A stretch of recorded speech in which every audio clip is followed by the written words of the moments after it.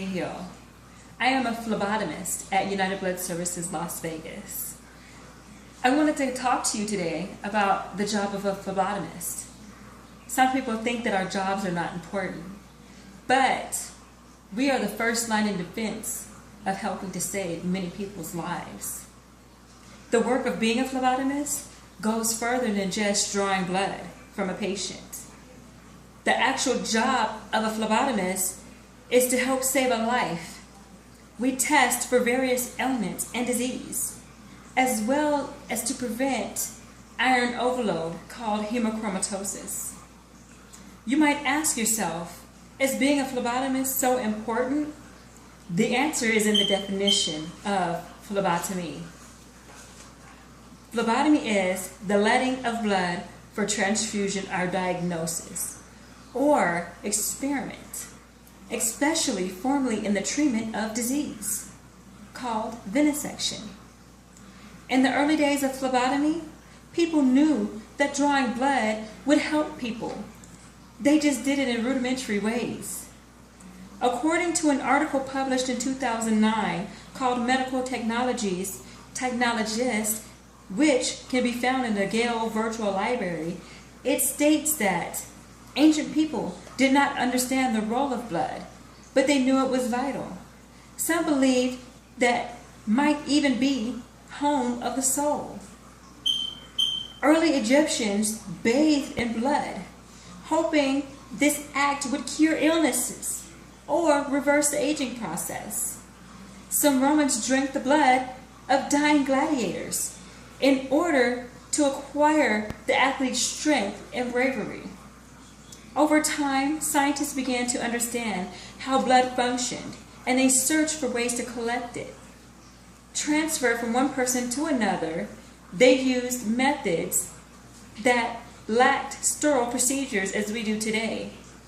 And their limited knowledge sometimes resulted in the death of the donor as well as the patient. Now, in my research I found at pbs.org, it states that doctors bled patients for every ailment imaginable. They bled them for pneumonia, fevers, back pain, rheumatism, headaches, and melancholia, even to treat bone fractures and other wounds. Yet, there never was any evidence that phlebotomy did any good. In the early 19th century, they would use leeches to drain blood. But as time passed, people found it killed more people than it cured. It took nearly a century for doctors to find the answer in bloodletting to treat specific ailments, including hereditary hemochromatosis, which led to the first blood bank. Now, it states in the Encyclopedia Britannica that blood bank is an organization that collects, stores, processes, and transfuses blood. During the World War I, it was demonstrated that stored blood could safely be used, allowing for the development of the first blood bank in 1932. Before the first blood bank came into operation, a physician determined the blood types of patients, relatives, and friends. Until the proper type was found, performed the cross-match, bled the donor, and gave transfusion to the patient. In the 1940s, the discovery of many blood types and several cross-matching techniques led to the rapid development of blood banking as a specialized field, to a gradual shift of responsibility for the technical aspects of transfusion, from practicing physicians to technicians and clinical pathologists. Now, blood transfusion has come a long way from leeches and bloodletting to called phlebotomy. Now, my job as a phlebotomist is to draw safe blood from a donor to be transfused into a patient to help save their lives. My job as a phlebotomist doesn't just start at the blood draw.